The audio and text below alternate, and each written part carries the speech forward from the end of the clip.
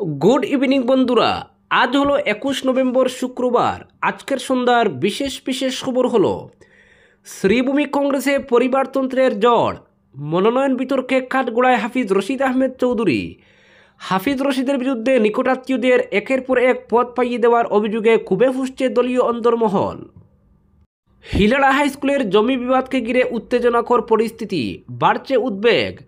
আদালতের রায় না হওয়া পর্যন্ত কাজ বন্ধ রাখার নির্দেশ ম্যাজিস্ট্রেটের। মইনুল হক চৌধুরীর স্মৃতি সুনাই থেকে মেটাতে চাইছেন বিধায়ক সাজু, খেদ আমিনুলের। এক দশকে 415 কোটি টাকা আয়, আল ফালাহ বিশ্ববিদ্যালয়ের বিরুদ্ধে বিস্ফোরক ইডি। রামকৃষ্ণনগর রাতাবাড়িতে শাসক দলের কর্মীদের মধ্যে সংঘাত চরমে, এলাকা জুড়ে জল্পনা তুঙ্গে। সাংসদ কৃপনাথ বনাম বিধায়ক বিজয় শিবিরের দ্বন্দ্ব প্রকাশ্যে। শিক্ষকদের নাম জড়িয়ে সোশ্যাল মিডিয়া পোস্ট শেয়ার করায় প্রাক্তন জিপি সভাপতির বিরুদ্ধে মামলা দায়ের। এবং সর্বশেষ খবরটি হল শিলচর আশ্রম রোডের ড্রেন নির্মাণে গুণগত মান নিয়ে খুব সরজমিনে অভিজিৎ পাল, ঠিকাদারকে কড়া বার্তা। এবারে শুনুন বিস্তারিত খবর।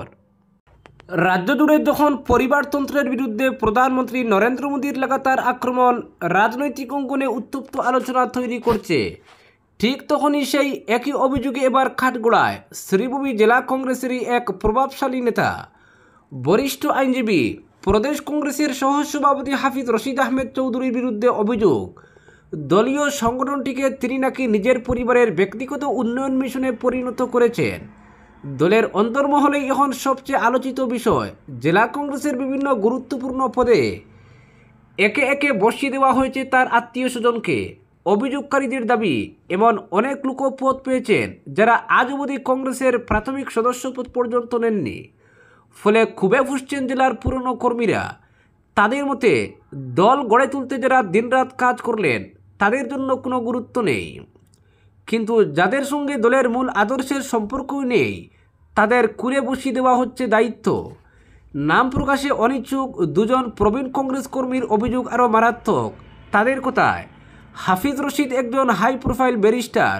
লোকসভা নির্বাচনের আগে তাকে বিশেষ মর্যাদা দিয়ে দলে আনা হয়েছিল, কিন্তু আজ দেখা যাচ্ছে সেই গুরুত্বকে কাজে লাগিয়ে তিনি দলকে ব্যবহার করছেন নিজের পরিবারের পদ পদবি উন্নয়ন প্রকল্পের জন্য।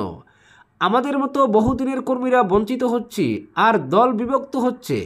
জেলা কংগ্রেসের একাধিক কর্মীর মতে নতুন কমিটিতে যেভাবে আত্মীয়দের ঠাঁই দেওয়া হয়েছে তা দেখে মনে হচ্ছে এ যেন জেলা কংগ্রেস নয়, বরং হাফিজ রশিদের পারিবারিক লিমিটেড কোম্পানি।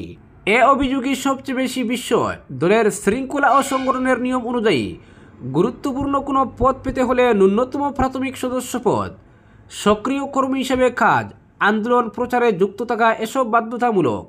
কিন্তু শ্রীভূমি কংগ্রেসের নয়া গঠনে এমন কয়েকজনের নামও উঠে এসেছে যারা কখনো কংগ্রেসের সদস্য ছিলেন না, আন্দোলন কিংবা সংগঠনের কাজের সঙ্গে যুক্ত নন। এমনকি অনেকেই দল কার দিক মুখ করে এগিয়ে যায় তা পর্যন্ত জানেন না। কর্মীদের অভিযোগ, শুধু নেতা হাফিজ রশিদের ঘনিষ্ঠ বলেই তারা পদ পেয়েছেন।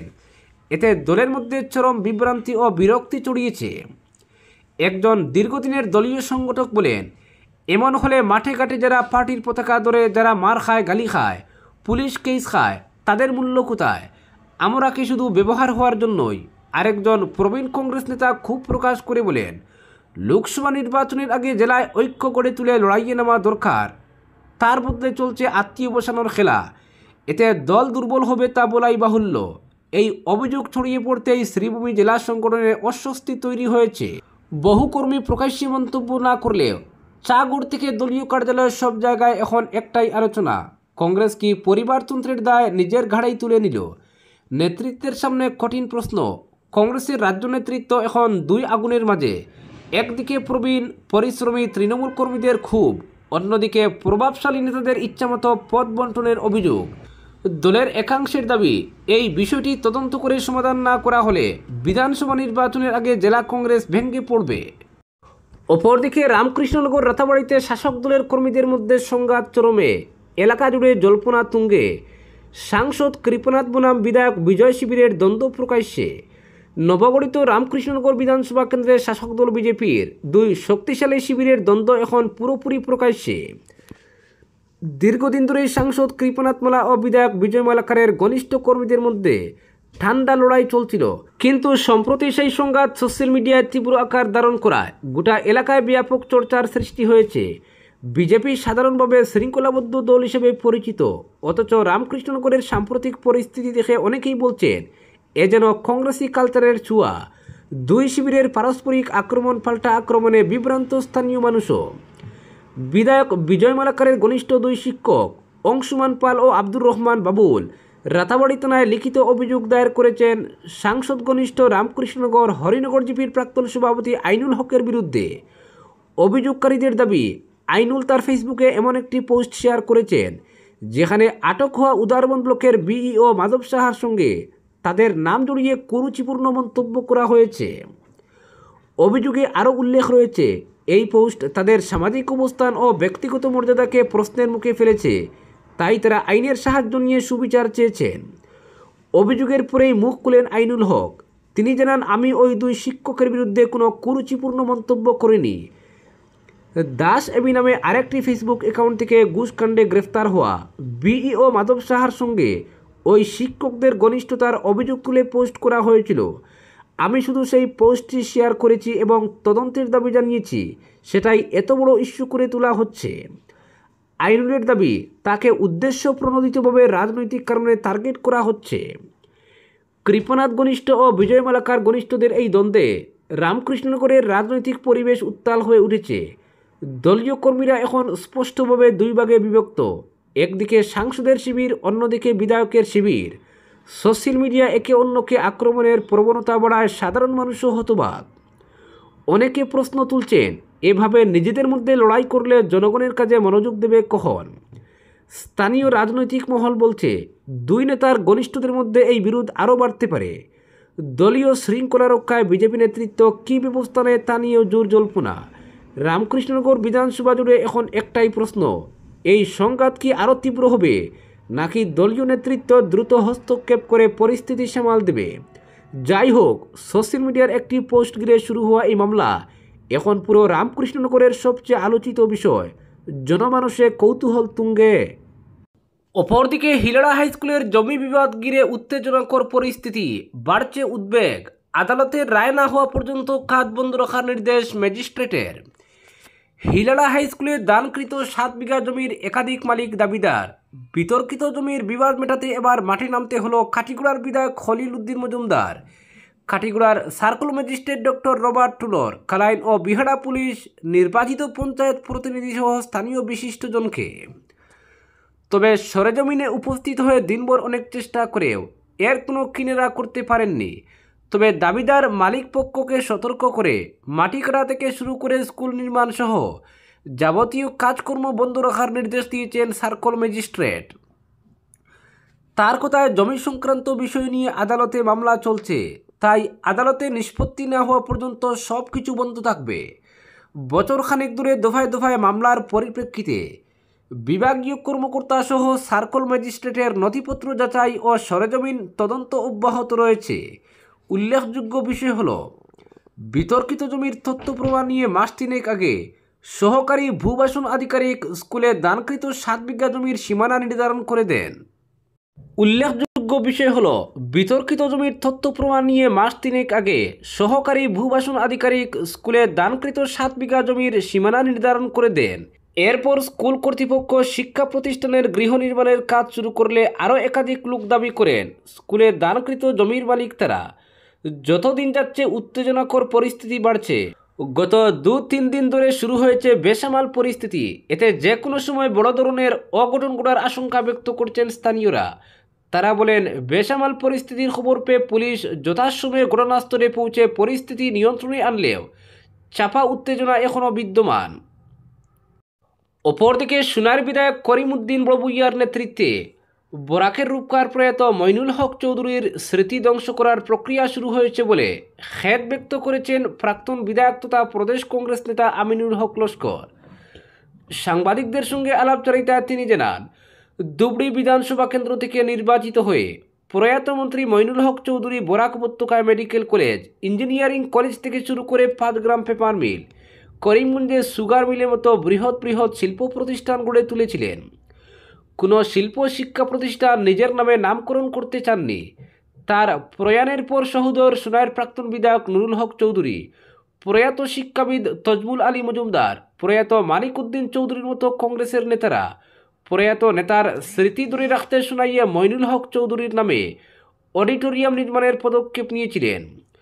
চৌধুরীর স্মরণে অডিটোরিয়ামের জমিদান করেছিলেন তুলারগ্রাম রায় পরিবারের জনৈক নেতা। দীর্ঘদিন থেকে বহাল তবিয়তে চলছিল অডিটোরিয়াম। সোনাই এলাকার সব রাজনৈতিক, সামাজিক ও সরকারি সভা সমিতির আয়োজনস্থল ছিল এই অডিটোরিয়াম। তিনি ক্ষোভ ব্যক্ত করে জানান, বর্তমান বিধায়ক করিমউদ্দিন বাবুইয়া মইনুল হক চৌধুরীর স্মৃতি রক্ষার পরিবর্তে ধ্বংস করার চেষ্টা চালিয়েছেন। সাংবাদিকদের প্রশ্নের উত্তরে তিনি বলেন, পুরসভা ভবন নির্মাণের প্রয়োজনীয়তা রয়েছে। পুরাতন সোনাই গ্রাম পঞ্চায়েত কার্যালয়ের জমি থাকা সত্ত্বেও মইনুল হক চৌধুরী অডিটোরিয়ামের পূর্ব দিকের বারান্দা ভেঙে ফেলা হলো, এ নিয়ে ক্ষোভ প্রকাশ করেছেন তিনি। এও বলেন, অডিটোরিয়ামকে পৌরসভার গুদামঘরে পরিণত করেছেন বিধায়ক সাজু। অপরদিকে ফরিদাবাদের আলফালা ইউনিভার্সিটিকে ঘিরে আর্থিক জালিয়াতির অভিযোগ আরও গভীর হচ্ছে। তদন্তকারীদের প্রাথমিক অনুমান, ন্যাক এবং ইউজিসির ভুয়ো স্বীকৃতির নামে 2014-15 থেকে 2024-25 পর্যন্ত আলফালাহ মোট 415 কোটি টাকা তুলেছে। ইনকাম ট্যাক্স রিটার্ন খতিয়ে দেখা গেছে Al Falah university, engineering school, education school এবং চ্যারিটেবল ট্রাস্ট সবই একটিমাত্র পেন নম্বর ব্যবহার করে চালানো হয়েছে। এই সময়কালে প্রতিষ্ঠানের আয় প্রতি বছর বেড়েছে। 2014-15 অর্থবর্ষে আয় দেখানো হয়েছিল 30.89 কোটি টাকা, যা 2024-25 সালে পৌঁছেছে 80.10 কোটিতে। রোজগারের একটি বড় অংশ দেখানো হয়েছে ভলান্টারি কন্ট্রিবিউশন এবং এডুকেশনাল রিসিট খাতে। ইডির দাবি, এখনও পর্যন্ত যা পাওয়া গেছে তা সামগ্রিক অর্থের অতি ছোট অংশ মাত্র। ইউনিভার্সিটির ফি কাঠামো, ফান্ড ট্রান্সফারের বিবরণ, বেনামি অর্থ সব কিছুই এখন তদন্তের আওতায়। এদিকে মধ্যপ্রদেশের মৌ ক্যান্টনমেন্ট বোর্ড আলফালাহ বিশ্ববিদ্যালয়ের চেয়ারম্যান মোহাম্মদ জওয়াদ আহমেদ সিদ্দিকীর পৈতৃক বাড়ির অবৈধ নির্মাণ অপসারণে চূড়ান্ত নোটিশ জারি করেছে। মাত্র 3 দিনের মধ্যে অনিয়মিত অংশ না ভাঙলে প্রশাসন নিজেই অভিযান চালাবে বলে সতর্ক করেছে বোর্ড। মৌর মুখেরি মহল্লায় সিদ্দিকী পরিবারের 4তলা বাড়িটি স্থানীয়ভাবে মাওলানা বিল্ডিং নামে পরিচিত। বড় বেসমেন্ট সহ 25টির বেশি জানালা থাকা এই বাড়ি নিয়ে বিতর্ক চলছে প্রায় 3 দশক। বোর্ডের নথি অনুযায়ী 1996 এবং 1997 সালে 2বার নোটিশ পাঠানো হলেও কোনো পরিবর্তন হয়নি। এবার ভবনের গায়ে চূড়ান্ত নোটিশ টাঙ্গিয়ে জানানো হয়েছে যে ভাঙার খরচ মালিকের কাছ থেকেই আদায় করা হবে। অপরদিকে শিলচর শহরের অন্যতম গুরুত্বপূর্ণ সংযোগ পথ আশ্রম রোড, বর্ষা নামলেই যে রাস্তাটি হাঁটু সমান জলে ডুবে যায়, স্থানীয়দের কাছে তা আর নতুন কিছু নয়। বছরের পর বছর জলজটের অভিশাপ বয়ে নিয়ে চলা এই পথের বাসিন্দাদের স্বস্তি দিতে কয়েক সপ্তাহ আগে শুরু হয়েছে নতুন ড্রেন নির্মাণের কাজ। কিন্তু কাজ শুরুর পর থেকেই উঠছে গুণগত মান নিয়ে নানা প্রশ্ন। ঠিক সেই অভিযোগের সত্যতা যাচাই করতে সরজমিনে উপস্থিত হন কাছাড় জেলা কংগ্রেসের প্রাক্তন সভাপতি অভিজিৎ পাল। সৎসঙ্গ আশ্রম রোডে পৌঁছে অভিজিৎ পাল প্রথমে পরিদর্শন করেন চলমান ড্রেন নির্মাণের বিভিন্ন অংশ। এরপর সরাসরি সাক্ষাৎ করেন উপস্থিত এসডিও, সাইট ইঞ্জিনিয়ার এবং ঠিকাদার সংস্থার প্রতিনিধিদের সঙ্গে। কথাবার্তার শুরুতেই তিনি স্পষ্ট ভাষায় জানিয়ে দেন, এই কাজ উন্নয়নের নামে ফরমাইশি প্রকল্প হয়ে গেলে চলবে না। মানুষের সমস্যা মেটানোই প্রথম উদ্দেশ্য। স্থানীয়দের অভিযোগ ছিল কোথাও কোথাও ড্রেনের গভীরতা কম, আবার কোথাও গাঁথুনির মান নিয়ে সংশয়। পরিস্থিতি খতিয়ে দেখে পাল জানান, যদি ড্রেন এমনভাবে তৈরি হয় যে বৃষ্টির জল বের হতে না পারে, তবে এই প্রকল্পের কোনো প্রয়োজনই ছিল না। আশ্রম রোডের বাসিন্দারা সরজমিনে উপস্থিত কংগ্রেস নেতার সামনে ক্ষোভ প্রকাশ করে বলেন, বর্ষায় তাদের ঘরে ঘরে জল ঢুকে যায়, রাস্তায় জমা জল দিনের পর দিন নরক যন্ত্রণা সৃষ্টি করে। তার প্রতিক্রিয়া অভিজিৎ পাল বলেন, মানুষের সমস্যার সমাধান না করে শুধু কাগজে উন্নয়ন দেখালে লাভ নেই। এই ড্রেন নির্মাণের মূল উদ্দেশ্য হল এলাকার জল নিষ্কাশন স্বাভাবিক করা। বাড়ির জল যাতে এই ড্রেন দিয়ে সহজে বেরিয়ে যেতে পারে সেই অনুযায়ী কাজ করতে হবে। তিনি আরও সতর্ক করে দেন, গাফিলতির কোনো প্রমাণ পাওয়া গেলে সংশ্লিষ্টদের বিরুদ্ধে কঠোর অবস্থান নেওয়া হবে। আশ্রম রোডের বাসিন্দারা দীর্ঘদিন ধরে দাবি করে আসছেন একটি সুপরিকল্পিত ড্রেন ব্যবস্থার। বর্ষাকালে এই এলাকার বেশ কয়েকটি বাড়ি নিয়মিত জলমগ্ন থাকে। প্রতিবার আশ্বাস পাওয়া গেলেও সমস্যার মূল সমাধান হয়নি। এলাকার কয়েকজন প্রবীণ জানান, বছরের পর বছর ধরে বিভিন্ন প্রতিনিধি এসে উন্নয়নের প্রতিশ্রুতি দিয়ে গেছেন, কিন্তু বাস্তবে জল যন্ত্রণার পরিস্থিতি একই রকম রয়ে গেছে। এবার যেন সত্যিকারের কাজ হয়। পরিদর্শন শেষে অভিজিৎ পাল স্থানীয়দের উদ্দেশ্যে বলেন, তিনি বিষয়টি দলের উচ্চ নেতৃত্ব ও প্রশাসনের কাছে বিস্তারিতভাবে তুলে ধরবেন। কাজের গতি ও মান বজায় রাখতে বারবার নজরদারির দাবি জানান তিনি। আজকের বিশেষ সংবাদ এখানেই সমাপ্ত।